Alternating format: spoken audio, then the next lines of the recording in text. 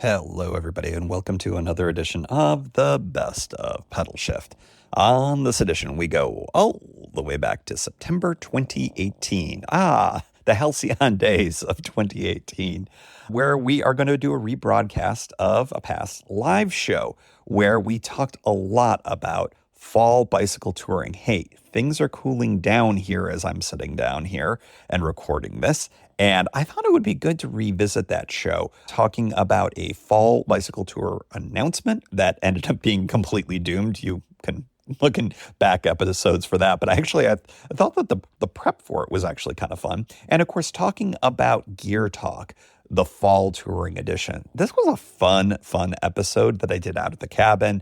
It's a live show, and I've done a little bit of audio cleanup. So if you're around for the first time and it was a little echoey for you, we improved it 2024 style. Hope you enjoy.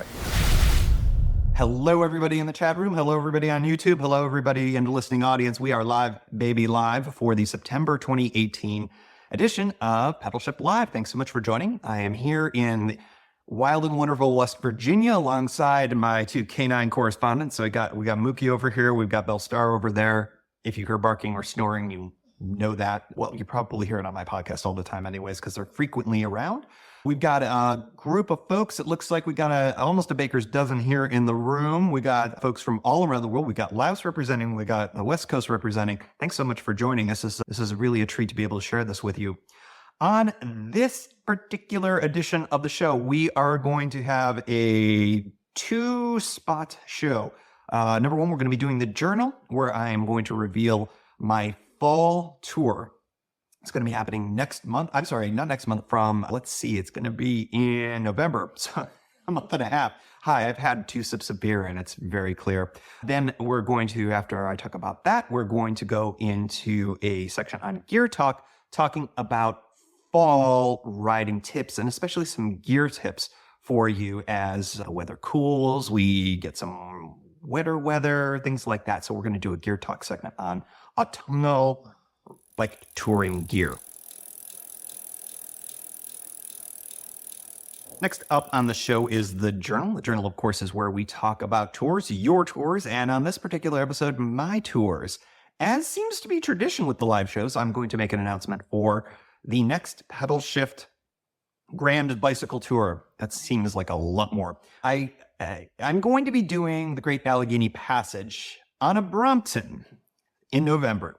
This seems to be going with the book ending the sort of bad idea tours that I started the year with. As many of you remember, I did a tour of Washington State in March. That seemed like a great idea. It was fun. I enjoyed the heck out of it, but not the ideal season to do it, and maybe not the ideal bike to do it on. The Gap, the Great Allegheny Passage, starts in Pittsburgh, goes to Cumberland, Maryland. It is one of those kind of cindery trails. Not exactly what Bromptons are made for, but they can handle it. And I'll go into the whole why and wherefore on all of this. But I've really been kind of intrigued and enjoying using the Brompton for touring. I've got some modifications that I'm going to be doing. I've got some really cool stuff that's going to be a part of all this. I'm really looking forward to sharing that all with you as well. So how is this going to, how do I tell this story? Well, let's start off by saying how it came about. Have you ever seen those megabus ads? You know, the ones that say fares from $1 and you never get $1 fare? Well, guess what? I did.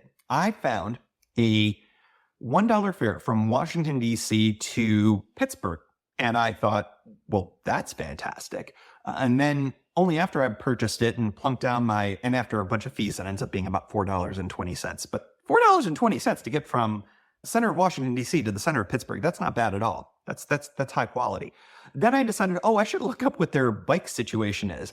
So it turns out it's not the best thing in the world. So as a result, the Brompton is likely going to be the bike. Well, the Brompton is the bike that I'm going to be bringing for a variety of reasons. They're not super awesome. It can be done to bring a full-size bike, but the odds of it going south on you, much higher than if you've got a folding bike.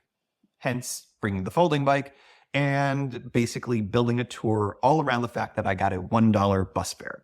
There are way, way dumber reasons to choose bicycle touring routes, but that's how it's going to be.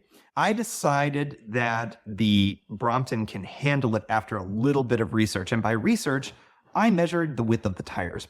Right now, I am, and I should preface this by saying I've been real reluctant to take the Brompton on the Gap or the C&O or the Katy for that matter. I'm more efficient on the full-size bike. I've talked about this on some of these other things. You can probably hear Belle Star, by the way, in the background. She's trying to make things fluffier for her. But back to bicycle touring. This is what a live show is all about, people. So I measured the tires because those are the things that are really the biggest issue. And after last weekend's kind of muddy mess on the C&O, I was really thinking, well, I think that the Brompton tires are just too skinny. And that was always my supposition to do on these trails. Now, granted, the Gap and a trail like the Katy, for instance, they're much better maintained. They don't get quite as muddy or as soft. So you can handle it on a skinnier tire. Lots of people have done it. Well, it turns out when I did the measurements on it, I ride on 38 millimeter wide tires on my touring bike. I used to be on much wider ones when I was riding on those the Schwab Marathon Supremes. Now I'm on 38s, and that's just fine. And they're actually on the wide side for a touring tire. Not the widest, of course. I mean, there's people with fat bikes and stuff like that who scoff at the notion of even measuring in millimeters. But I thought, well, if my touring tires are 38s, well, then my Bromptons must be way, way, way, way, way skinnier. And as it turns out, they're 35s. So 3 millimeters. Now, that's probably noticeable under a lot of different conditions, but that was the thing that sort of convinced me that maybe it isn't such a horrible idea.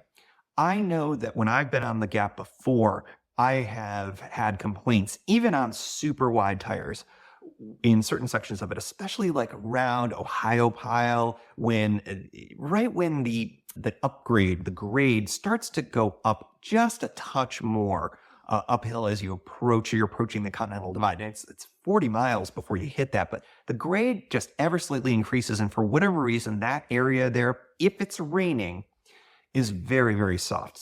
But I have problems on that with my full-size bike. So if it does happen to rain, and remind me of this because the answer will be, of course, it's going to rain those days. It'll probably be a little bit more of a slog on this bike.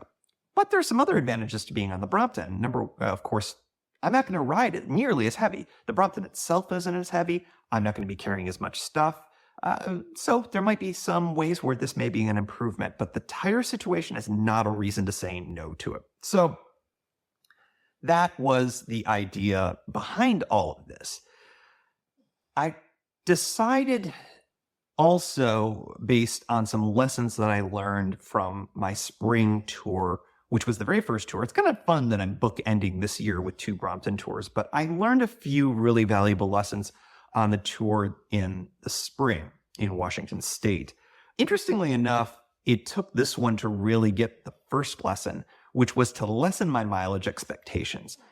I found that the entire idea of doing a tour on a Brompton was so much better when you are keeping your expectations in check.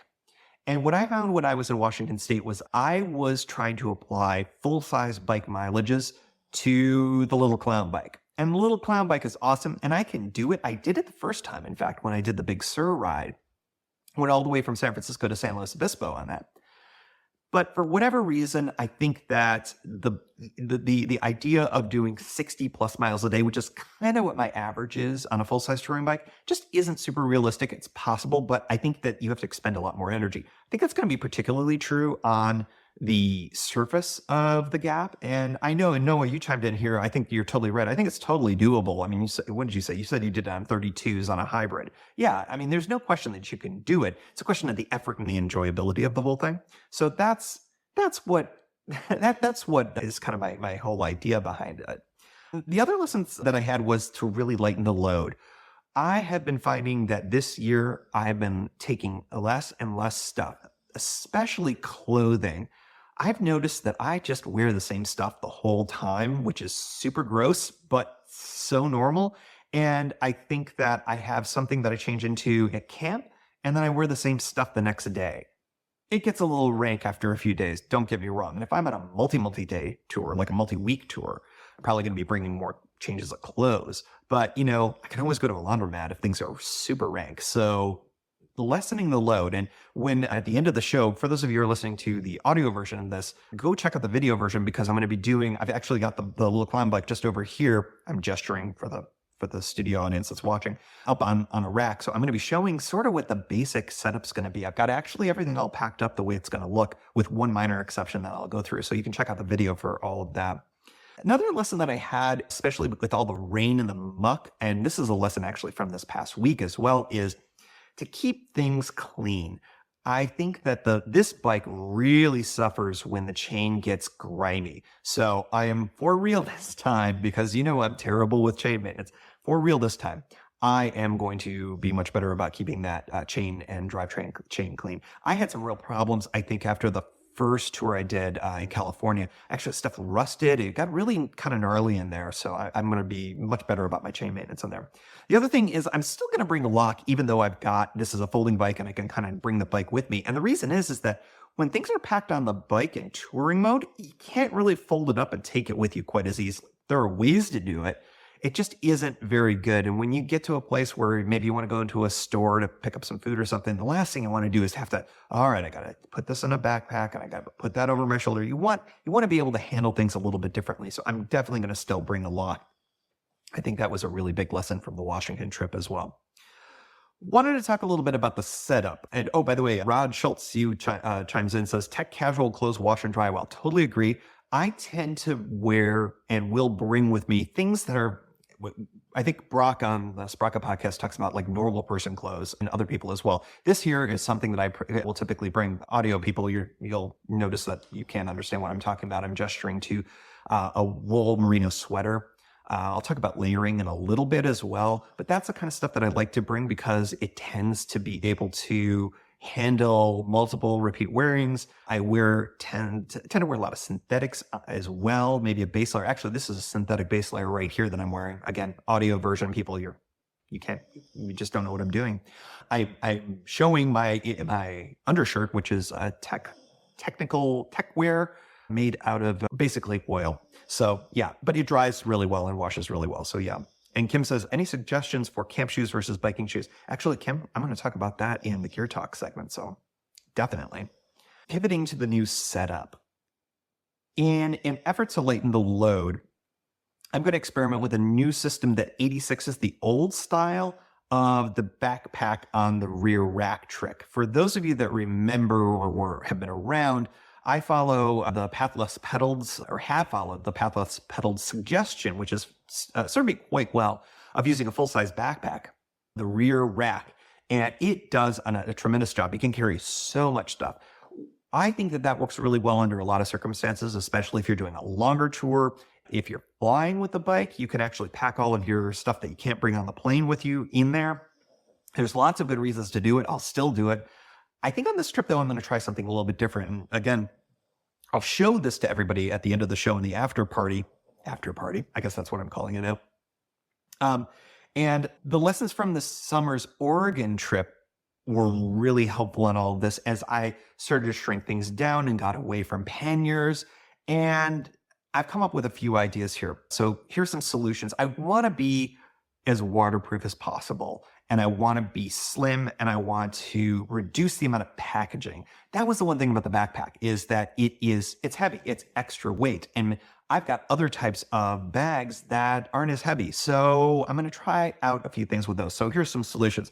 Number one, I'm going to return back to the Ortlieb pannier on the front trick. That was the original method that I did. And I have sort of my summer version of that I'm going to be showing in the after show, but it's going to be the Ortlieb version with the orange pannier that's waterproof. It's one of the classic roll tops. Holds a tremendous amount of gear. That's going to be mostly for clothing, food, cook kit. It's basically a gigantic front handlebar bag, essentially, because it sits on that luggage block for the Brompton. That's going to be up front. In the back, we're looking to really reduce things down into a couple of bags. So instead of having the one large backpack, I'm going to have two dry bags on the back. Number one is I'm going to have my sleep kit bag. And you've seen that before if you've paid attention to any of the pictures. I'm turning over the Event dry bag, which I think they are fantastic. That's one that I really recommend. You're able to push the air out, really cinch it down, and really keep things nice and dry. I've never had a leak in one of those. They're fantastic. I've got 2 of them. I'm only going to need to use one of them for this. The second thing that I'm going to use is the new orange dry bag that I used for the Oregon trip. So if you saw pictures of the setup for that, check that out. That's also going to be coming with me. That has become the go-to bag for my tents. The nice thing about having a dedicated tent bag is that if things do get wet, then I can keep the wet in with the wet and not have to worry about kind of cross-wetting things or cross-moistening things. I think that has become a pretty good system. That, I think, will make things substantially lighter. I'm going to do a follow-up video, but of course, in the after show, I'm going to introduce everybody to the whole setup here. And the only thing that I don't have, of course, is the winter version, the fall and winter version. I don't have the Ortlieb on the front luggage block. I've got the summer version of it, which is a non-waterproof setup. But we'll go through all of that and you'll be able to see it a little bit better. So if you're here on the live version of the show, watching on YouTube, or if you're watching the after version, the non-live version on YouTube, it'll be on in a few minutes. The next issue is, am I going to do just the gap? Yeah, yes and no. I think that I should backtrack. I originally wanted to do the entire stretch. I wanted to do a through ride from Pittsburgh to DC. And after I did the muddy trip from hell last weekend, I decided that it's probably not the greatest of ideas to commit to saying, I'm going to go from Pittsburgh to DC in 5.5 days. That would be normally how I would do it on a full-size bike under reasonably good conditions. The C&O has just suffered this year. We've had a ton of storms. It's been super wet. I think I said earlier, either in the pre-show or now, that the Washington, D.C. area has gotten twice as much rain, according to the Washington Post weather folks, than Seattle this year. That's bananas. That's absolutely bananas. So I don't know. That trail, I would like to hit it a little bit more, and it's sort of going to be the stretch goal, if you will, of this tour. So as I mentioned, I've got 5.5 days worth of riding. Day 1 includes the bus, so I'm counting that as kind of a half day. I can only probably get maybe to that very first campsite just outside of Pittsburgh, and it's a place called Dravos Cemetery, Dravos. Dravos, I was told by a local, that's how it's pronounced. It's really cool. It's a Boy Scout campground. It's got like free firewood and lots. It's really awesome. It's a really great place. So that's where we'll probably end up the first night. Then I've got basically from that point on five additional days to kind of go on the Brompton on all of this. And so this is where I've got bailout points, because I'm assuming that I'm not going to have enough time, that I should reduce my mileage and just sort of enjoy it and just see how it goes. But the disaster situation would be if it takes me 5.5 days to go 50 miles. That is not likely, but I do have an opportunity to take the train back in Connellsville. Connellsville is it's about 50 miles down the trail from Pittsburgh.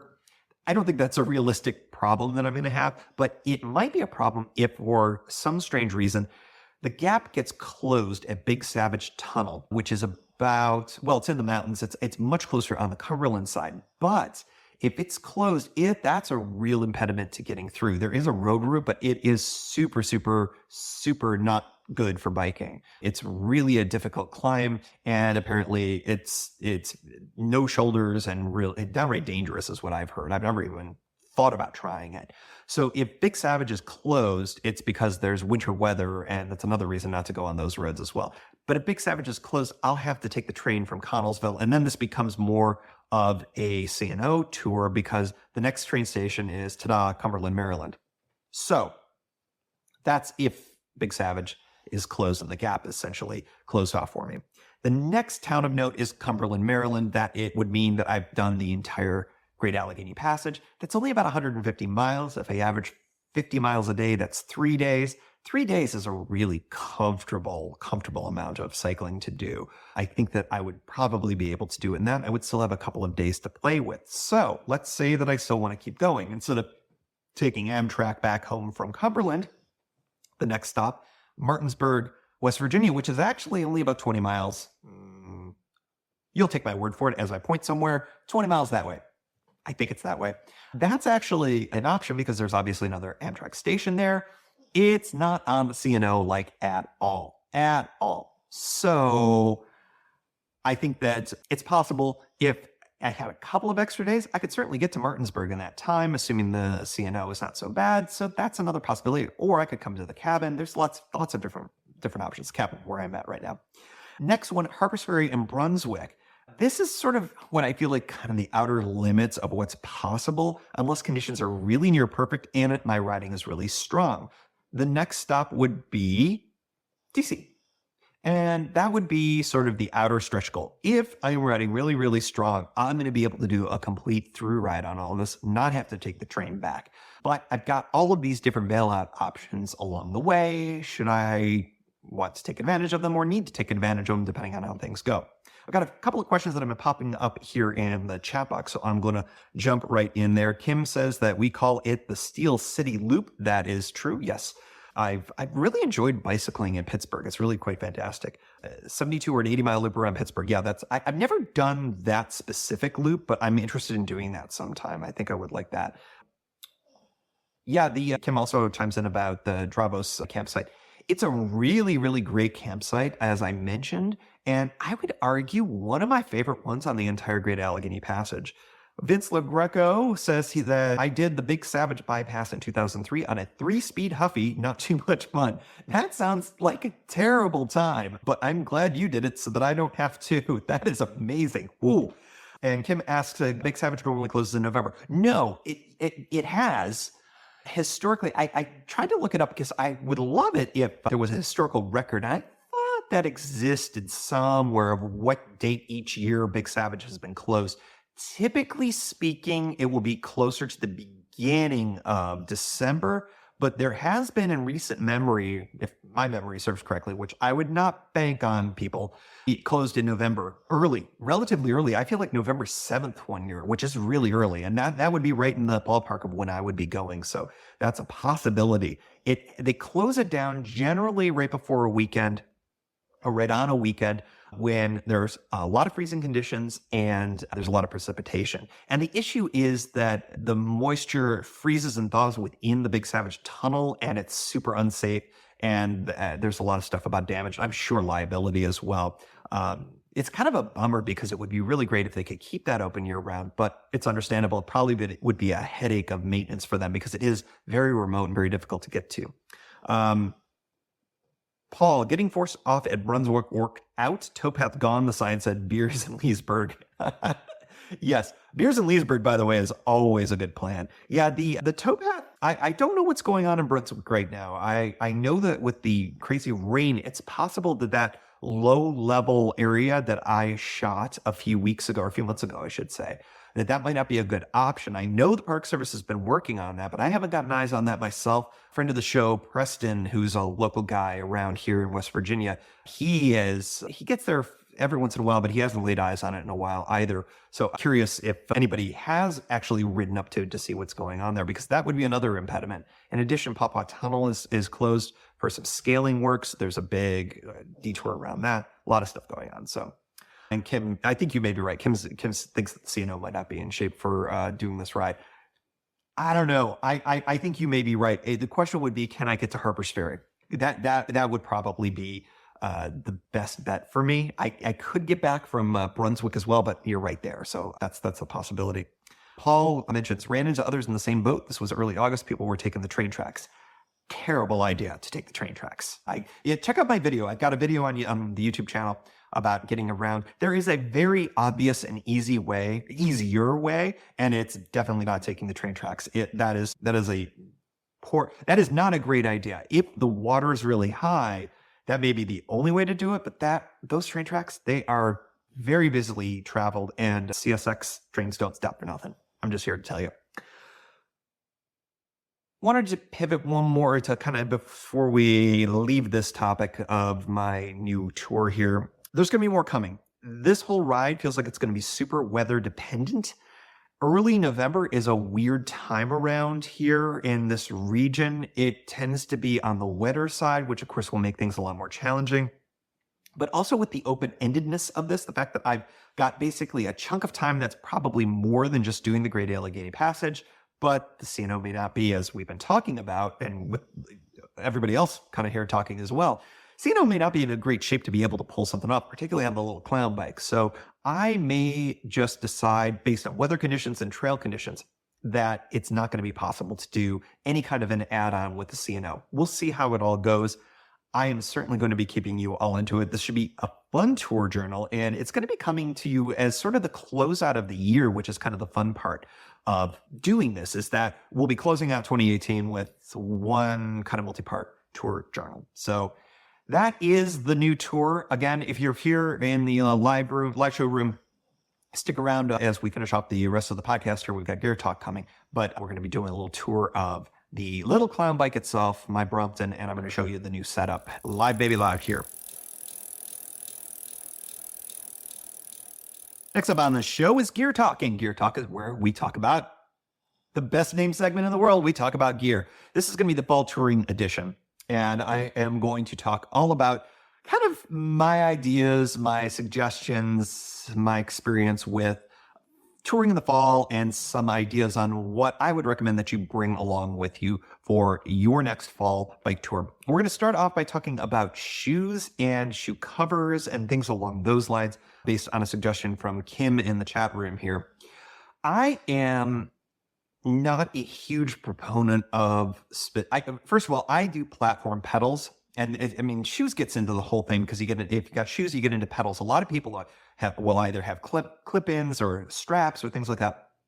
I am a proponent of just regular old flat platform pedals. And as a result, I don't have to worry about what types of shoes that I've got. Now, then you get into the whole thing about, should you have waterproof shoes? What do you have for particular types of needs with all of that? What I have found is that no matter what I do with my my shoes, whatever foot apparel I have, whatever type of waterproofing I put on it, around it, near it, my footwear always gets wet. Period. End of sentence. If it is wet out, if it's raining, they get wet. I know that there are a lot of people who have had much better luck and much better time of it with particular brands and things like that, and certain types of gaiters, and I just haven't. So my solution in all of this is to use, basically I wear the same types of shoes that I always wear. I tend to wear like a trail shoe, a running shoe. And if it's a really bad wet day, I will wear waterproof socks from, Showers Pass. They are amazing. They're like wearing a wetsuit, quite frankly. Now, if water gets in there, which they can, then there's no way for it to get out either. But it's sort of like a wetsuit in the sense that it kind of gets warm in there with your whatever limited body heat you have in your extremities there. But I found that they work really, really well. I tested the heck out of them with that Washington tour this past spring. I've also done it in the fall, and I find that even in colder temperatures, they work really, really well. They're not so tight that they don't allow circulation, because that's the one thing is sometimes with waterproof stuff, your things are so cloistered that you don't get blood flow very well in your feet, and that means your feet just get cold. So I go with my regular shoes and with those super awesome waterproof socks, and that is what works for me. I think that there are 100,000 different solutions, but that's what I've been working with, and I kind of like them. They're not the cheapest things in the world, as with anything from Showers Pass, but as I'm going to talk about in a little bit here, when it comes to rain gear, actually, I'll talk about rain gear next. Some things I want to talk about you spend the money on, and the socks are one thing. The next thing that I say spend the money on is the rain jacket. I have found that I've gone through so many different types of jackets for cycle touring, and I've always been disappointed with them, especially the ones that claim to be breathable, waterproof and breathable. I found that I've been disappointed with almost all of them except for one, and that is, again, by Showers Pass. They are an Oregon company. They do really, really well. There's something great about their engineering, their design, the stuff that they use, the materials that they work with, the pit zips, all of that. They're on the expensive side compared to a rando jacket that you're going to get from, any rando store, but they are fantastic, and I really, really recommend them. I thought I lost my jacket a few tours ago, and I was just devastated because I was like, it was like my friend. It's like losing your friend. It's one of those things that I think is the best piece of rain gear that I've got. Everything else, frankly, I can skimp on a little bit. I found that rain pants, again, I've never had a really good luck with them. I'm sure if I bought the Showers Pass ones, that'd be fantastic. But what I found is I just bought a pair of essentially kind of outdoor pants, and I just waterproof. I waterproof sprayed it. Well, there's a word for it. It's tech wash. There's tech wash, but I actually did the even cheaper kind, the spray kind, the 3M spray on it. That worked out really, really well, and it's maintained its waterproof, or at least water repellent properties over the course of basically the last year or so. And it's great because then they're comfortable, they're great. It gets on, it's your whole legs. Frankly, the place where you get wettest when you're riding on a tour is right on top of your thighs. And if that's the area that you can keep really dry, or at least kind of have water shut off a little bit, that's going to be your best bet. I know that Aaron from the Sprocket podcast, he was trying out, and he swears by these, they're almost like front chaps, for lack of, but I wish I could remember the name of the product, but it basically just, they're waterproofed layer that sits over your regular pants. And it basically is in the place where it needs to be for water to shut off. That's something that I would be interested in trying sometime, but I know that he's been a real fan of those. I'm not sure about, from a touring perspective, if that would be as great of an idea. I just like the idea of having pants that I can kind of throw on. Oh, by the way, they never really get wet. I just sort of shake them out and the water just flies off, and then I can kind of have them hang someplace. In the morning, yeah, maybe they're not the most comfortable thing to put on, but once they warm up, you're all set. That's what I really like. I think that's basically what I want to say about rain gear and all of that.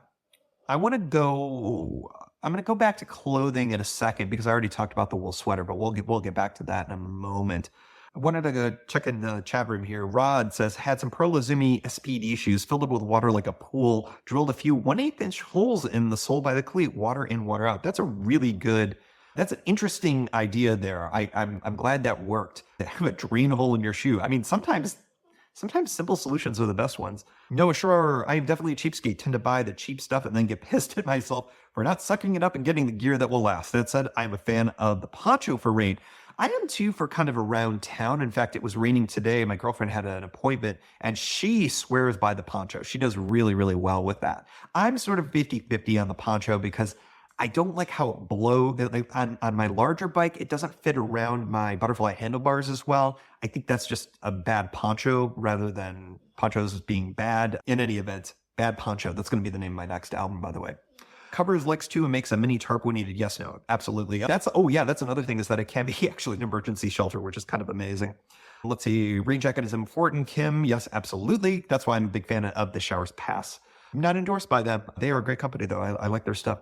Fully envious of Noah's poncho last spring. Got a poncho, but haven't used it yet. Too nervous for the new Brooks saddle, from Paul. Hey, Paul, one thing that I would tell you to do is to get a cover for your Brooks. I've got one, and I wish I could remember the name of the company that made it. I'll make sure to put it in the show notes, but they do custom ones, and it's orange and looks really cool, and it's like bulletproof canvas, and it just keeps everything super dry. That's something that I think would be a really good idea. So I'll make sure to get the guy. I think he's in the Midwest someplace, but yeah, he does a really cool work. So check that out.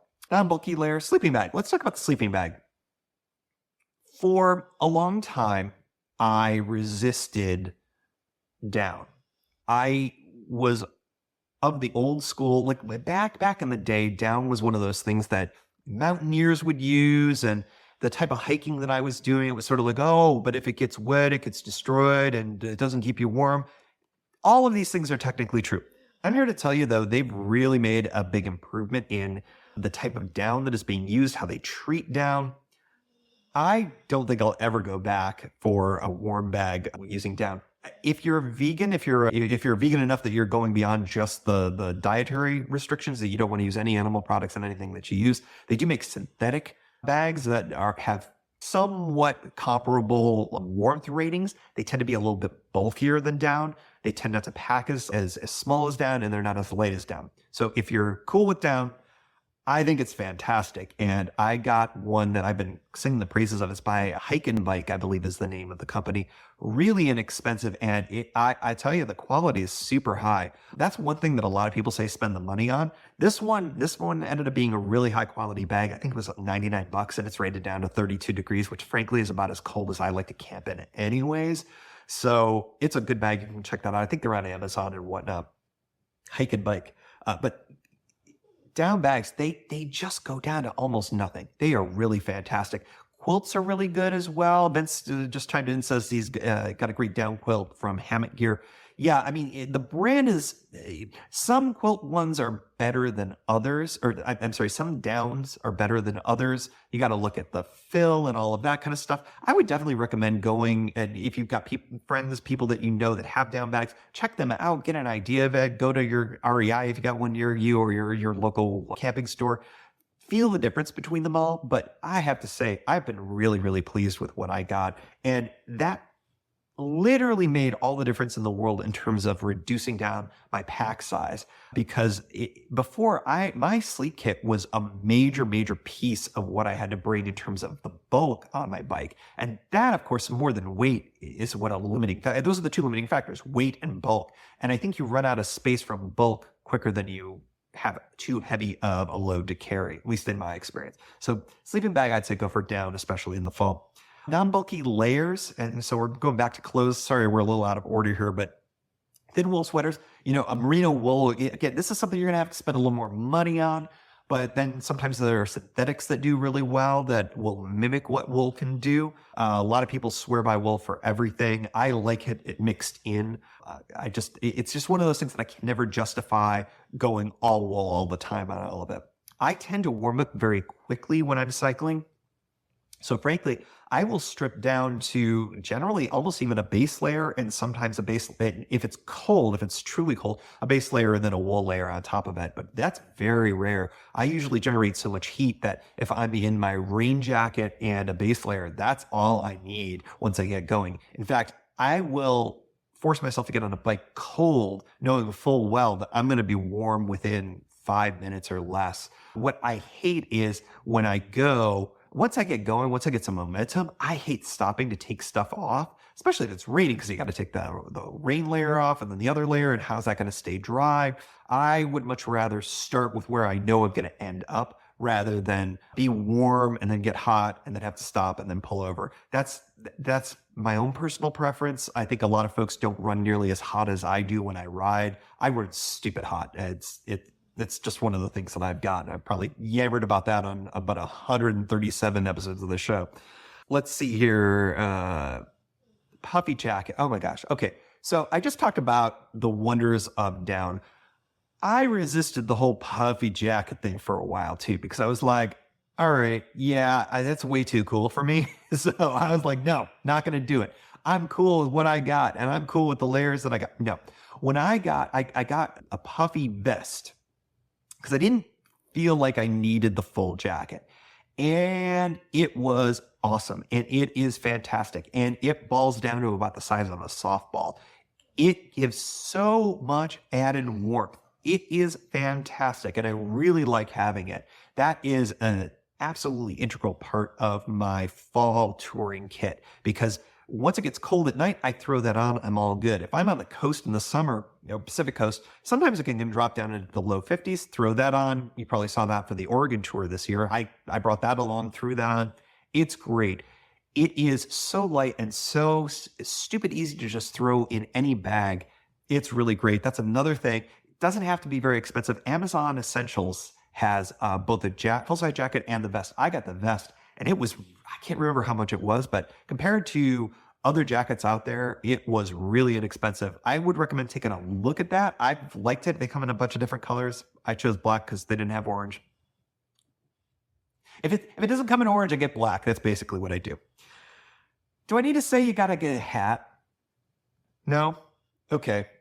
Make sure you have a hat. A hat is good. A hat is good for at night.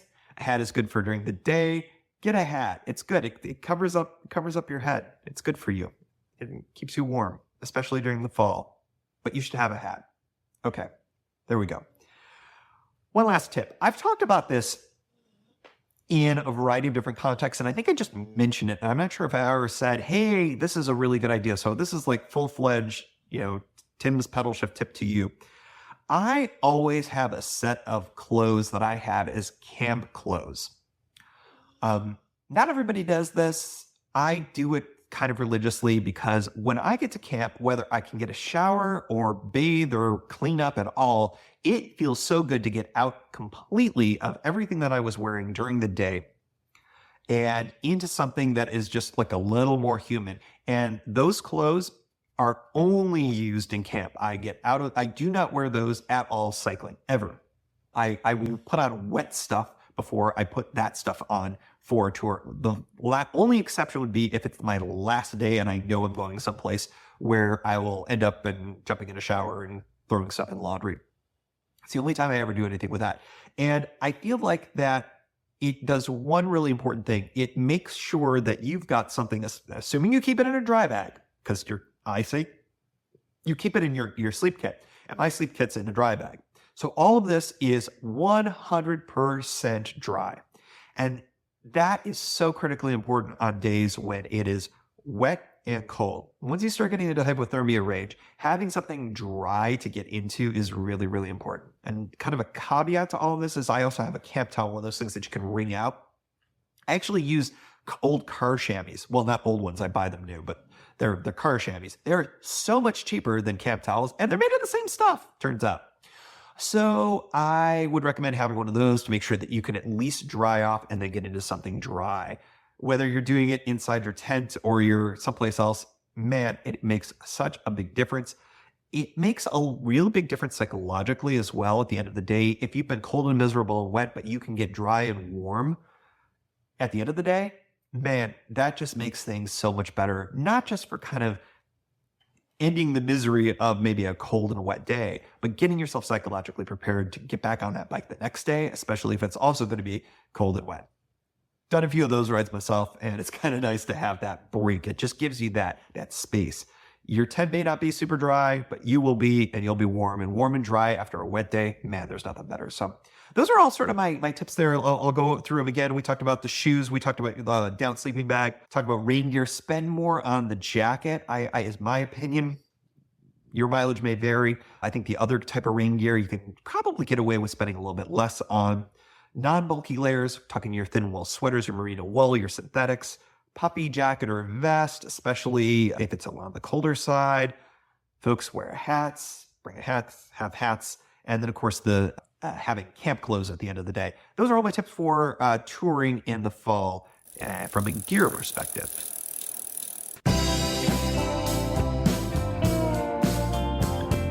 Thank you for joining. You can find Pedalshift at pedalshift.net for more great bicycle touring content. You can hear the Pedalshift Project through Apple Podcasts or your favorite podcast app.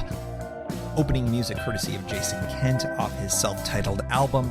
The track is called America. Check out his band Sunfield's latest release, Mono Mono, wherever cool music is available.